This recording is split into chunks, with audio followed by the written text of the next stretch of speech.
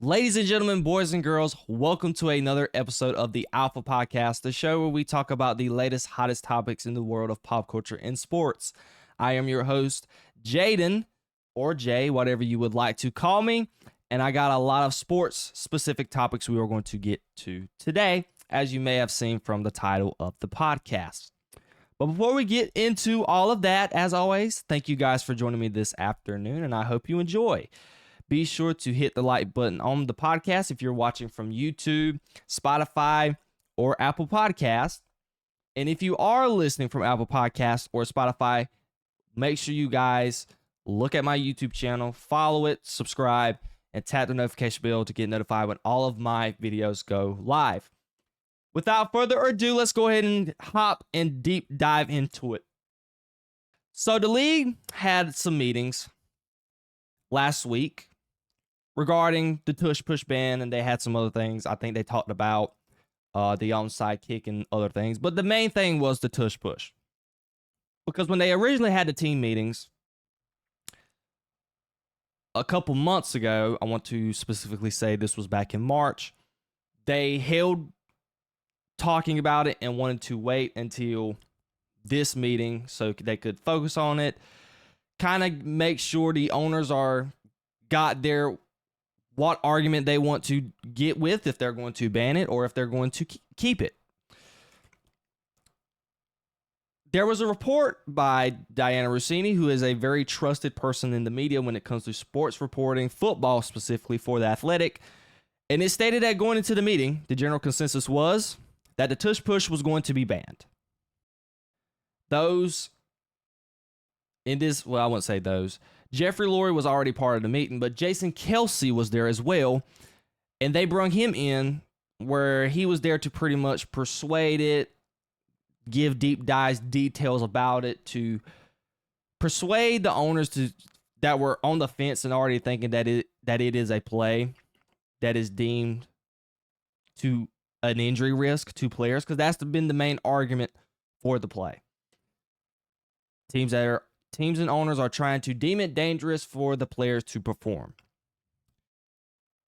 Jason Kelce was there to describe the mechanics about it, because a lot of people were saying that Jason Kelce retired because of the Tush Push. I know it's kind of ironic that he did retire in the 2-year span that the Tush Push was made. I want to say it was 2 years, or it was a year, one or the two, but that's not the reason. I know that's not the reason. Jason Kelce was already up in age already, but people were using that against him, and Jason Kelce was there to pretty much clear the air and let the owners know up front in the meeting that that's not the reason why the Tush Push was.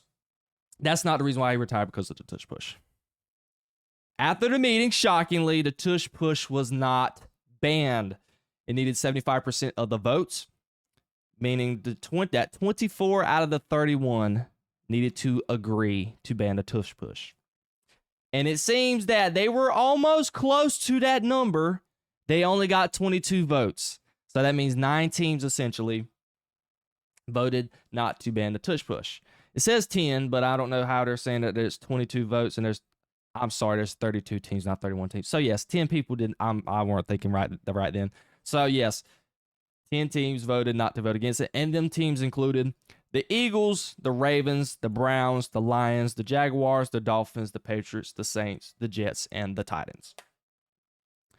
What do I think of this decision? It was the right decision. That doesn't mean that this isn't potentially going to get banned next year, because I know they're going to bring this up next year, and it's more than likely going to be banned next year. Roger Goodell, the president of the NFL, commissioner of the NFL. Jesus, I don't know why I couldn't think of that.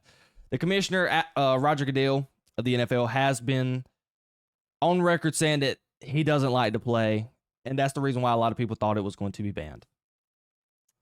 So I do see a scenario where next season the Tush Push is going to be banned, because I don't think it's injury risk, to be totally fair and honest, because essentially, what's the difference between the Tush Push, where there's hundreds of people diving in on the quarterback? It's the same thing as a QB sneak.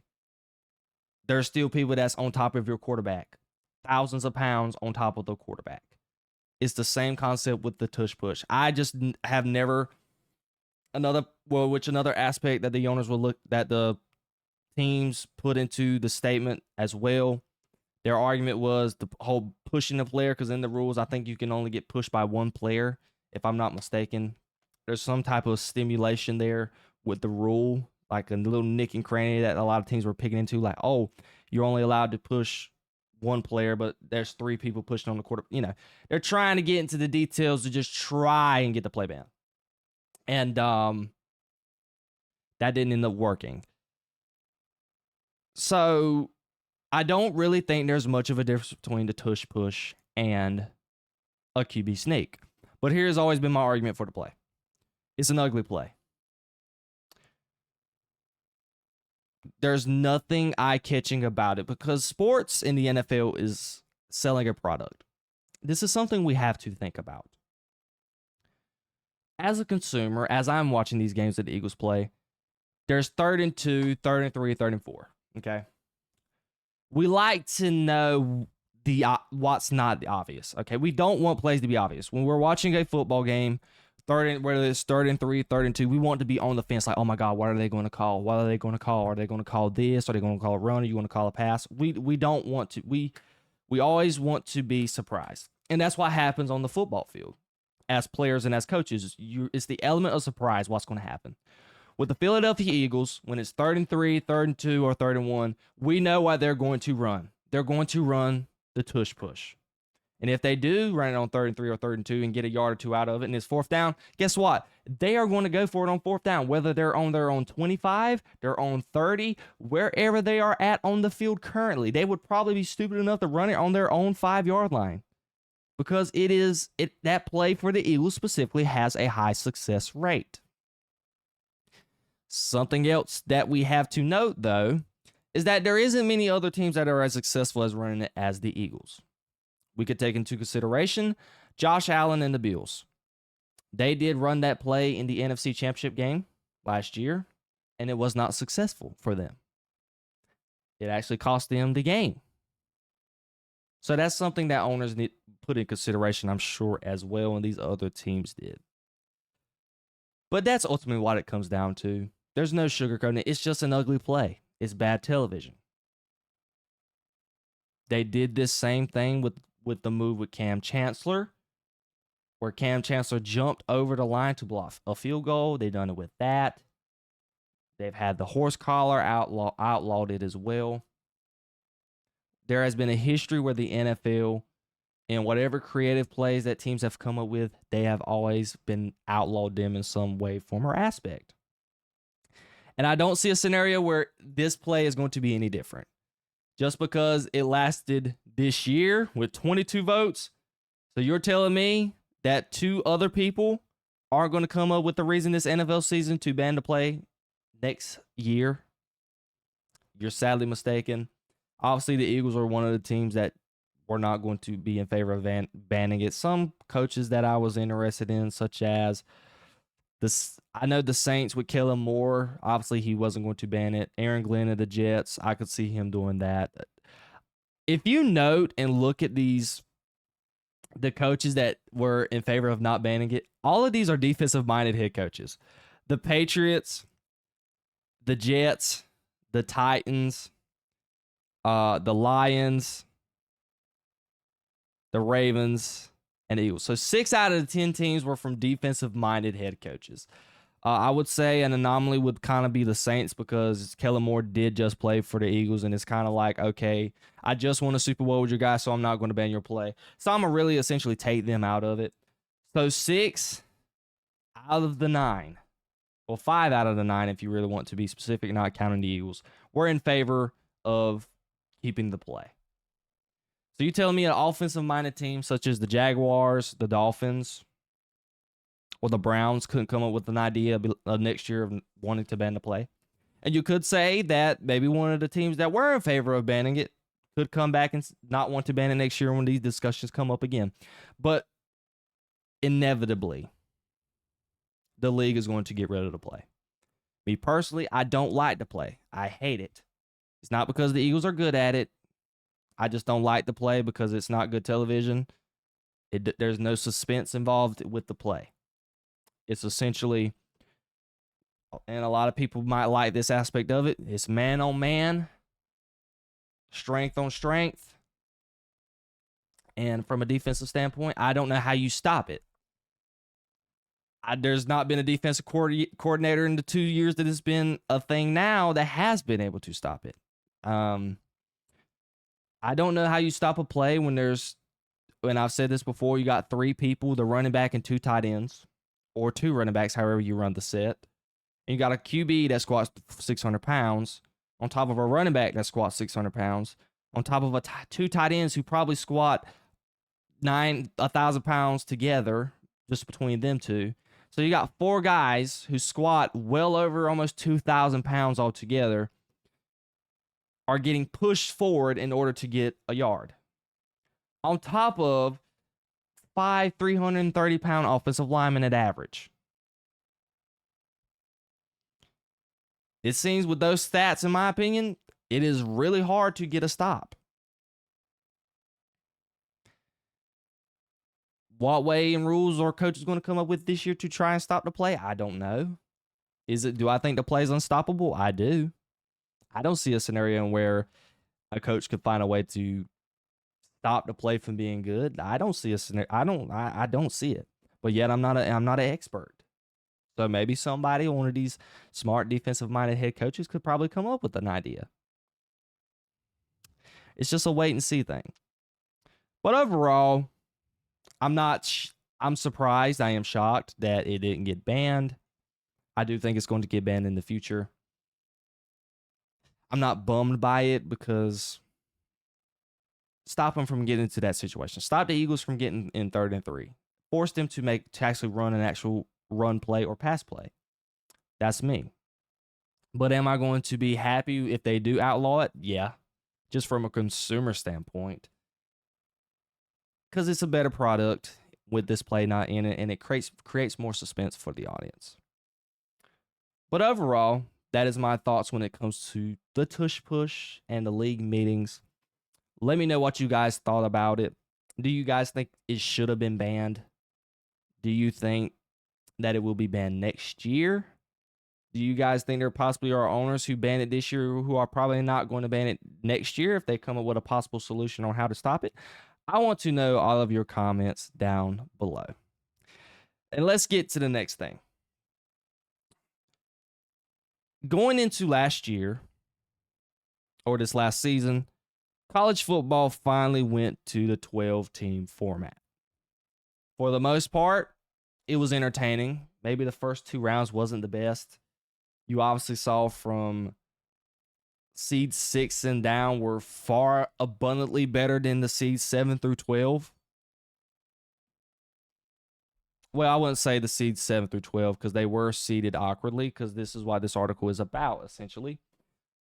But we did see that the power, if they would have done it the right way and seeded them the right way, the best 6 teams in the college football playoff was far abundantly better than the 7 to 12 best teams in the college football playoff.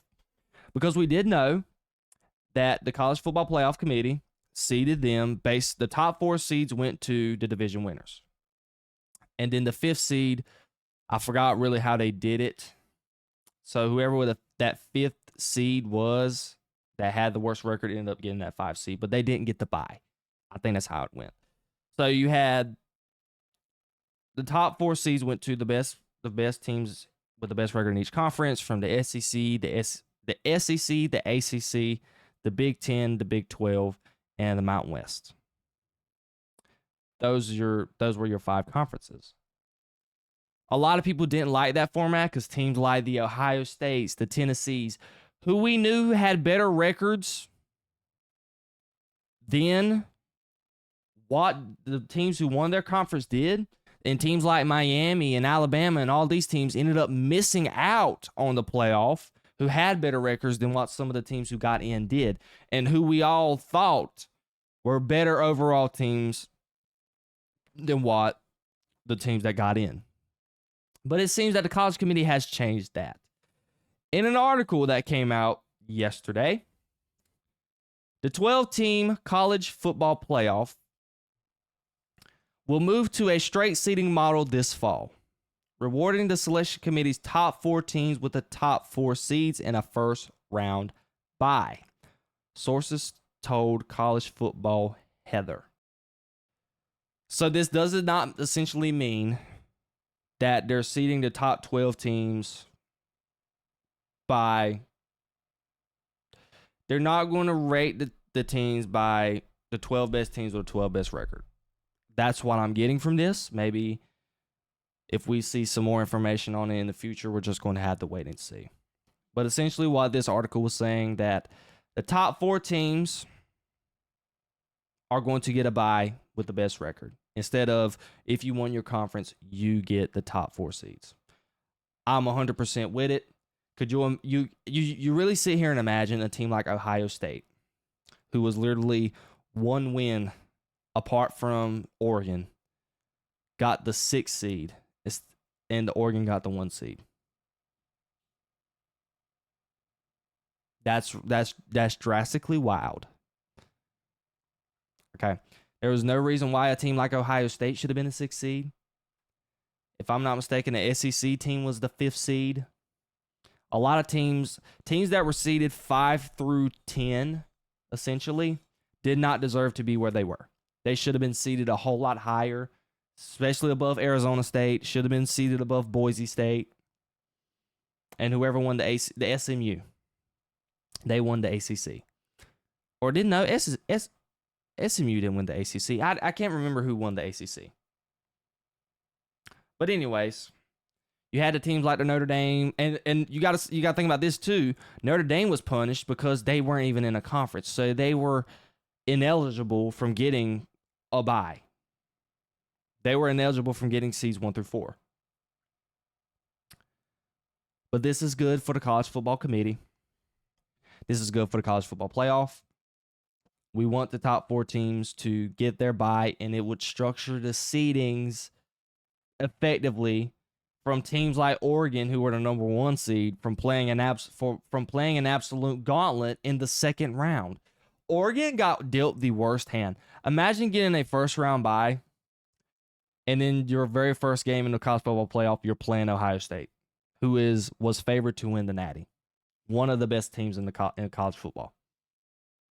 It keeps teams from getting dealt a bad hand. If, and that is if, they do what I think they are going to do and put base the seeds, the best 12 teams in the playoff, like you did when you done the 4 teams.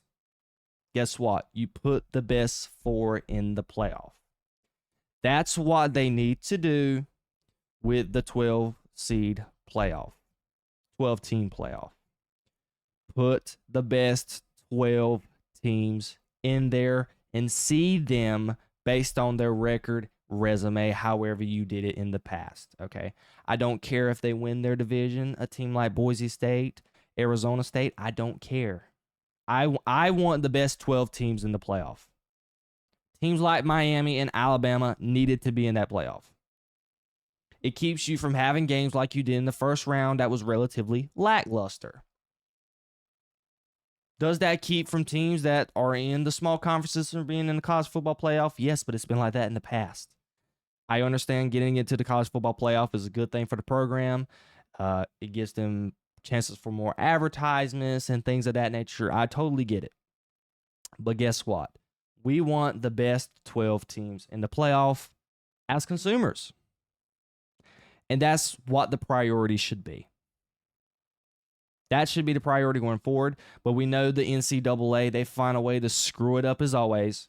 And they're going to find a way to probably screw this up.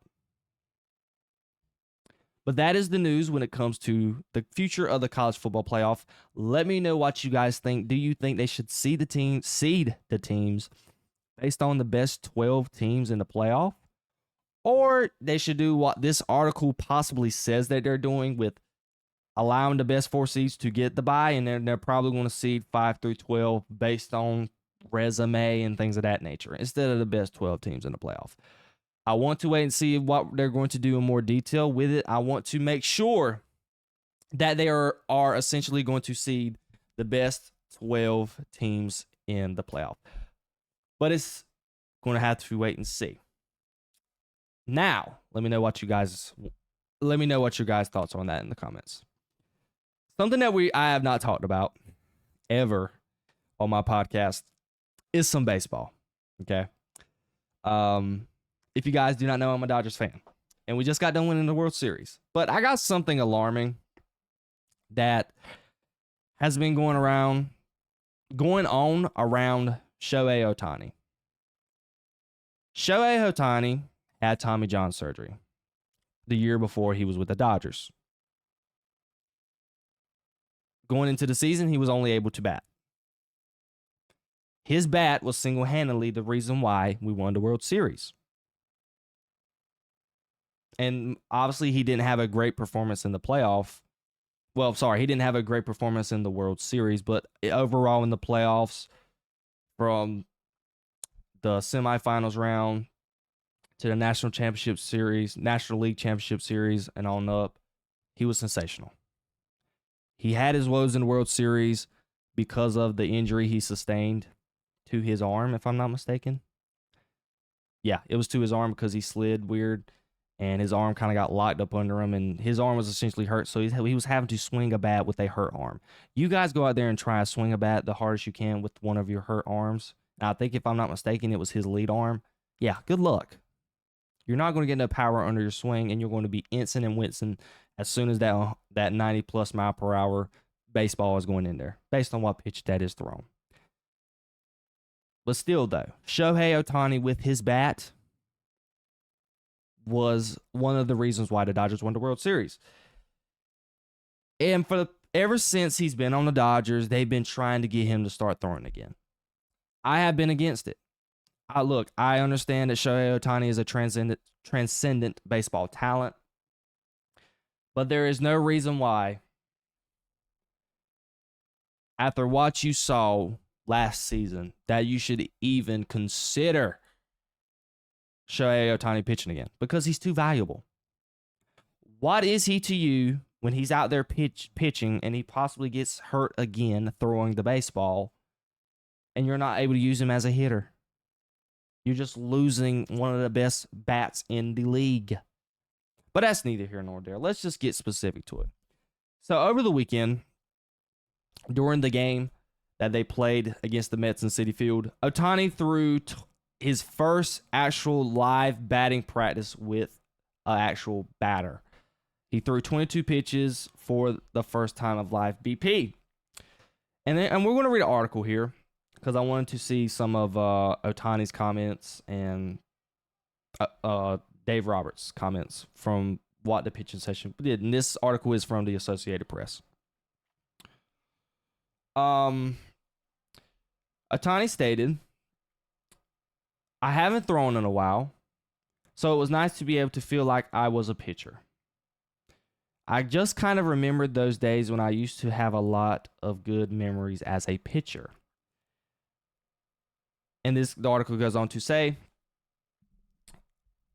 with dozens of reporters watching from the stands, Ohtani threw to 5 batters in a simulated setting, including teammates Hishuang Kim and Dalton Rushing.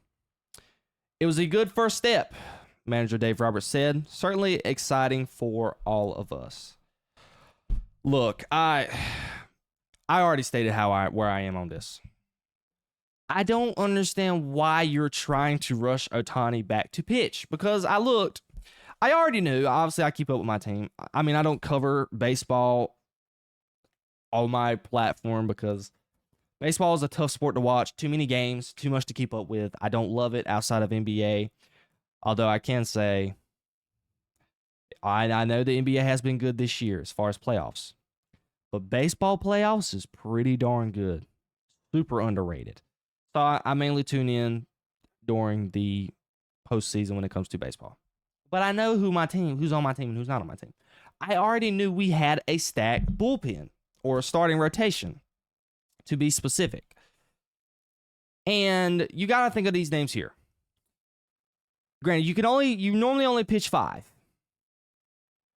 You have a 5-man rotation for your starting pitching. Here are the names that are on our starting rotation, in consideration for our starting rotation. And I left out a few guys. Granted, and we got to put an asterisk on this, some of these guys are on the IL. But here are the big names. You have Yamamoto, Dustin May, Tony Glazenen, who had a sensational season, even though last year he was injured, but the year before that, he was an all-star. Clayton Kershaw, who somehow just loves to come back and doesn't want to just put the cleats up for some odd reason. Roki Sasaki, the new Japanese pitcher that we acquired this offseason. Tony Glasnow, and Blake Snell, someone who we just acquired as well. 7 guys who are studs. Granted, Sasaki, Glasnow, and Snell are on the IL. So right now, essentially, out of the 7 dogs you only got 4 that are active. Not including some of the other, like the River Ryans and guys like that who are absolute studs and have potential to be great pitchers for this ball club. You're telling me, with this onslaught of pitching that you have at your disposal, why, Dave Roberts, owner of the Dodgers, are you even considering pitching Shohei Ohtani with this repertoire under your hands? I will never understand it. As we are talking to you guys now, I don't understand it. Because why would you even consider it?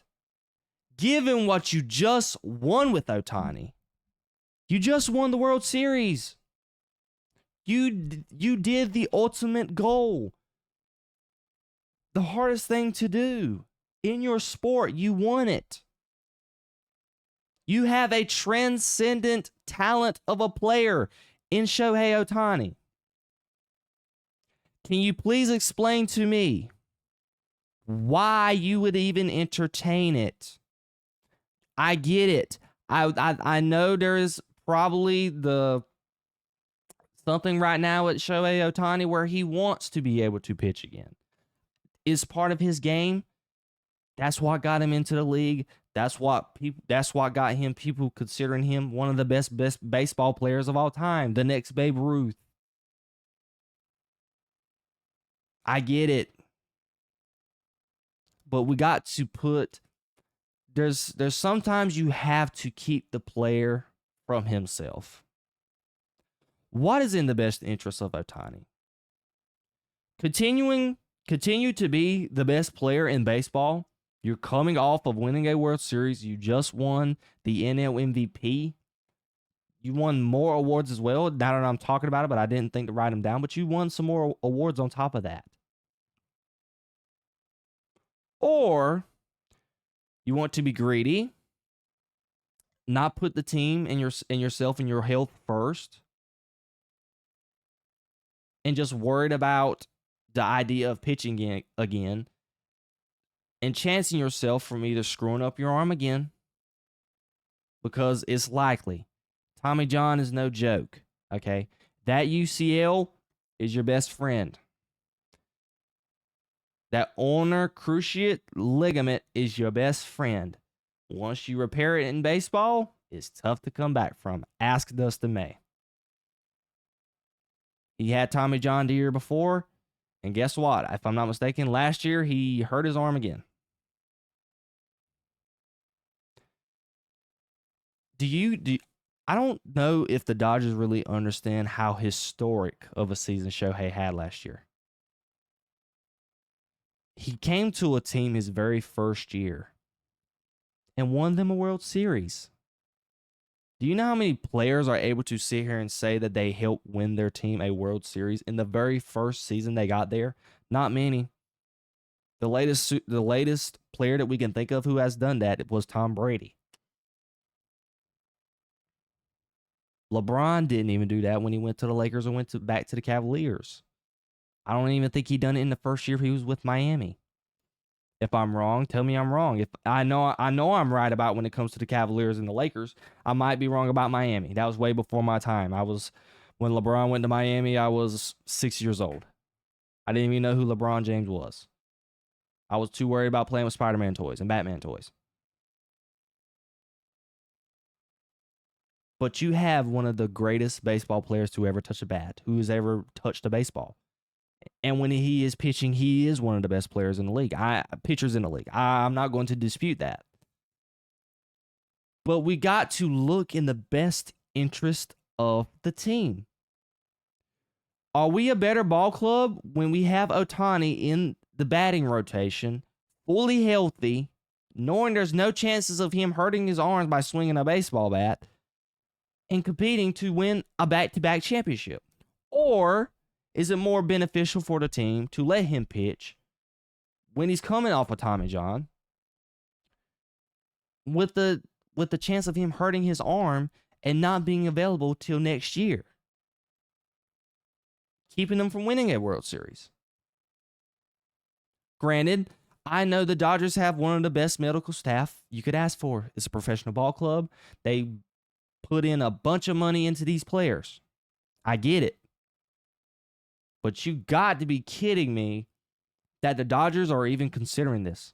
And I can speak on this because I am a fan of the Dodgers. I do not want Shohei Ohtani getting hurt. I love Mookie. I love Freddie. I love Muncy. Brojas. Hernandez. Teoscar and Kiki. Andy Paez. I love them all.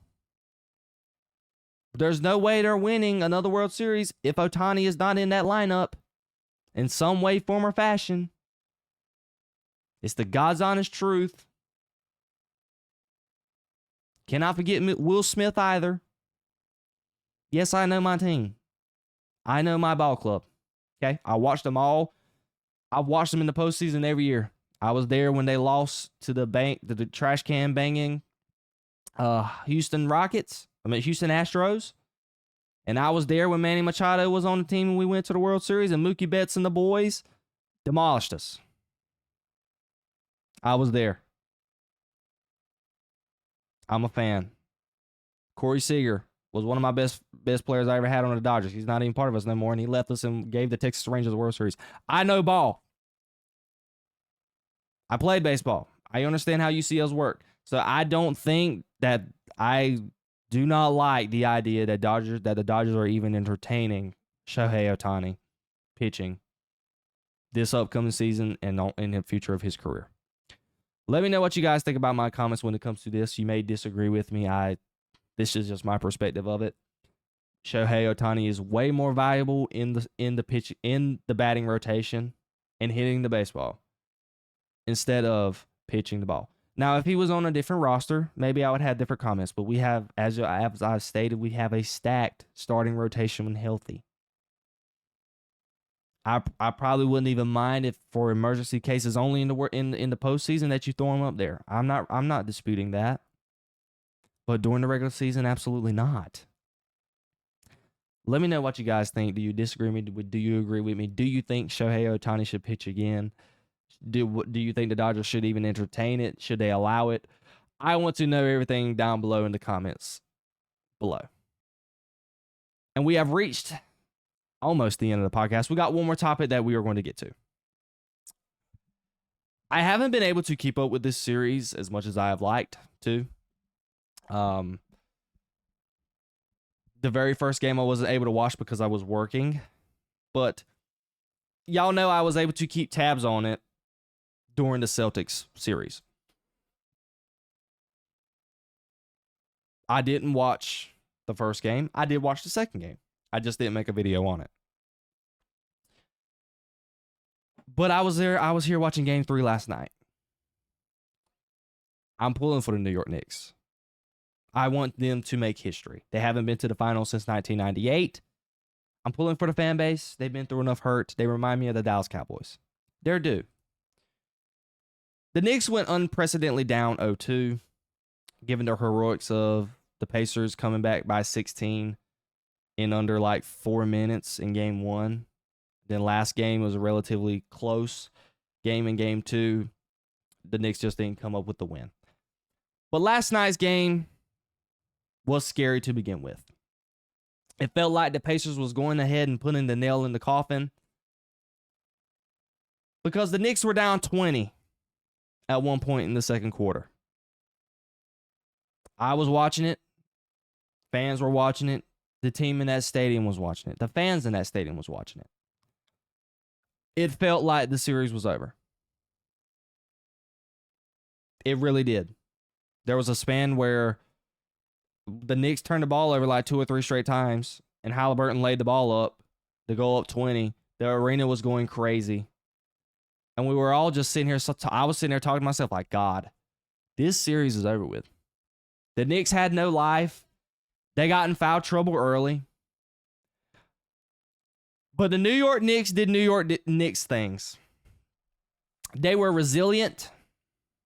They fought to the end.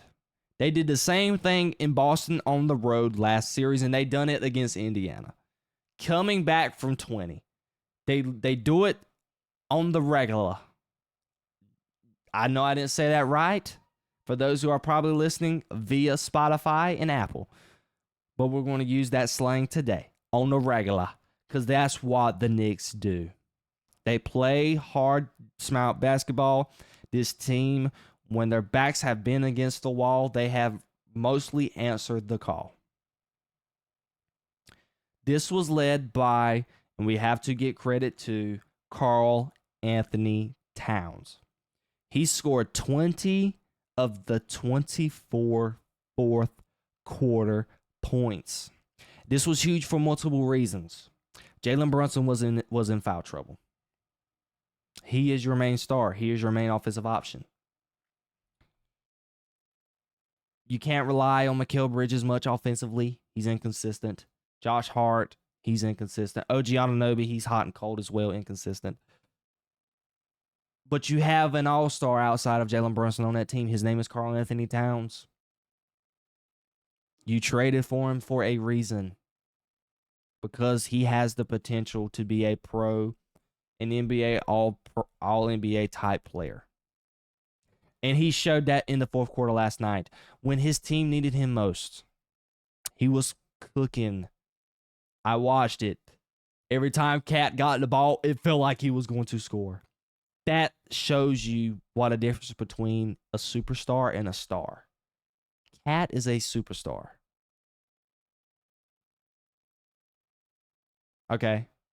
I call stars superstars. Then I have different tiers. I know a lot of people only have star and superstar. The superstars are the LeBron James, Luka Doncic, Jason Tatum, things of that nature. And then you might consider somebody like Karl Anthony Towns just a star. But if you, in my opinion, have a player like Jalen Brunson who is a superstar, you have another player in Karl Anthony Towns who has shown that he has the intangibles to play on a superstar type level. So let me just scratch all the categories I have. We're going to go with that. Karl Anthony Towns is a star, but he has capabilities on a given night to play like a superstar, like he did last night. It also felt like this was it for the Knicks because Tibbs played 9 guys. We all know Coach Thibodeau does not do that at all. He never does it. Kenny Smith made the line during the game, post-game, or halftime last night. Thibodeau wouldn't play 9 dudes in a baseball game. He rides and dies his guys. Okay? So when he put them boys in, it felt like it was the end of the series. It really did. He played Laramie Shamet. Laramie Shamet has not seen the court all playoffs at all. This guy too, Dion Wright, haven't seen him for the Knicks. The only 2 dudes that I saw coming off the bench was Josh Hart and Miles McBride or Mitchell Robinson, whoever was starting in that game, which Mitchell Robinson did start this game. Tibbs was just, he felt like there needed to be a change. He felt the pressure. He felt like the way the series was going, that something needed to change. So he inserted Mitchell Robinson in the starting lineup, and he played 9 guys. Got to give his hats off to him. He didn't put himself first. He put the team first and put out the best guys that he thought were good enough to help them win the game. Give kudos to Coach Tibbs. But this was just more about the Knicks than it was the Pacers, because the Pacers were playing how they were playing all playoffs. They came out, smacked the Knicks in the mouth, went up 20, going into the half. And then after that, coming out of halftime, the Pacers just fell flat. They gave the Knicks life. And the Knicks doing what they have done all playoffs, all postseason, rather. They took advantage of it. They capitalized on it. Led by Karl Anthony Towns. Jalen Brunson was majority a no-show. 6 for 18, 23 points, plus minus some -6. He was the only player that was in the negatives in the starting lineup. Matter of fact, he was the only Knick that was in the negatives that played last night. That shows you how bad of a night Brunson had. And on this night, when you needed it most, Karl Anthony Towns showed up. Josh Hart down the stretch, gave you those big rebounds, played great defense. The Knicks played fantastic defense in that second half. Fantastic. Got the Pacers out of their rhythm, and they were able to storm back and win Game 3. Going into Game 4, it is a must-win for the Knicks. There's no scenario where going down 3-1, you think the Knicks is going to come back. You got to win Game 4. Coach Tibbs, I would say this, I would probably switch Josh Hart back into the starting rotation, put Mitchell Robinson on the bench. They go from there. Play 9 guys. Give them an extra breather. Give chances for Karl Anthony Towns to thrive, to flourish. Because Karl Anthony Towns is able to flourish when he's at the 5. You saw it. When he was on the court by himself, you really don't have to rely on Jalen Brunson giving him the ball. Karl Anthony Towns was able to do what he does best. Karl Anthony Towns can get you a bucket. That is who you need to ride going into this game. Jalen Brunson, relatively in this series, has not really had He's had his moments, specifically in Game 1 and Game 2, where he was excellent. But in a game like last night, if one guy is off, the other guy's got to show up. The Knicks are not going to be able to do anything unless either one is on. Either Jalen Brunson's got to be on tomorrow night, or it's going to have to be Karl Anthony Towns. You can't have one or the other. You got both. One or the other has got to be on. You can't have neither. Because if neither one of them guys are on, the Knicks have no shot of winning. You cannot rely on OG Anunoby, Mitchell Robinson, Mikal Bridges, even though Mikal Bridges should be someone you should rely on because you gave up 6 first-round picks for him. But essentially, you got to ride those guys. Someone's got to show up. Karl Anthony Towns has got to answer the call, or Jalen Brunson. And whoever's hot, ride them. Because they are going to be the reason why you win or lose that ball game. The Knicks can do it. They are still good enough to win this series. I still think the Knicks can win it. If it wasn't for the circus act in Game 1, the Knicks should be up 2-1. You could make the case that the Knicks should be up 3-0. That's how the Knicks have played ball all postseason. That's how this series has gone. They have not been able to capitalize when they needed to capitalize, except for last night. And they are fully equipped to be able to do so in these next coming games. I have the Knicks winning Game 4. I have the Knicks going back to the Garden 2-2. I have the Knicks winning Game 5. I think this series is going to go 7. If the Knicks do not win tomorrow, Game 4, this series is over in 6. The Pacers will close it out in Game 6 back in Indianapolis. This is a must-win for the Knicks. And as I stated, Karl Anthony Towns or Jalen Brunson has to show up in order for the Knicks to have a chance to head to the NBA Finals for the first time in 26 plus years. Got to give kudos to Karl Anthony Towns. Because if it wasn't for his heroics last night, the New York Knicks would be down 3-1 and headed to Cancun. Way to go, Karl Anthony Towns. Way to go, Coach Thibodeau, for putting your antics to the side, your pride to the side, playing 9 guys, experimenting, and it worked out for the better. I hope it's a lesson for you. I hope you are able to utilize this in some way or aspect in the future once the season is over with. because the Knicks are a good team. I still believe even if the Knicks don't win the championship this year, they are one piece away. Karl Anthony Towns and Brunson, you're missing a wing guy. You don't even need an all-star wing guy. You just need a bona fide role player wing guy who is a super efficient to put alongside OG Anunoby and Mitchell Robinson and Josh Hart. You have a ball club.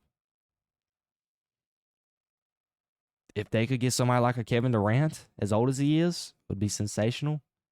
That's the type of player that you need. You need a Jalen Williams type player. That's who the Knicks need. And I think the Knicks are going to be able to do that in the offseason because what you've seen from New York, I don't see a scenario why anybody won't want to go play for them. But that's getting super off topic. What do you guys think? Do you think the Knicks have what it takes to come back in the series? Do you think the Pacers are going to win the series led by Mr. Overrated himself by his peers, Tyrese Halliburton? I want to know all of that down in the comments below. And ladies and gentlemen, we have reached the end of the Alpha Podcast. I thank you guys for tuning in and listening and enjoying. If you guys have reached this far in the podcast, be sure to share the podcast to your friends and family members, whoever you think will enjoy the show. Hit the like button on the video. Follow on the podcast on Spotify, on whatever platform you're listening to, either if it's YouTube, Spotify, or Apple Podcasts. And if you're on YouTube, check out my other videos when it comes to sports. I cover sports daily and as well as pop culture. If you're interested in that, check that out as well. I thank you guys for joining me, and I love you guys so much, and I will see you on the next episode. Peace, love, and positivity always, y'all. See you.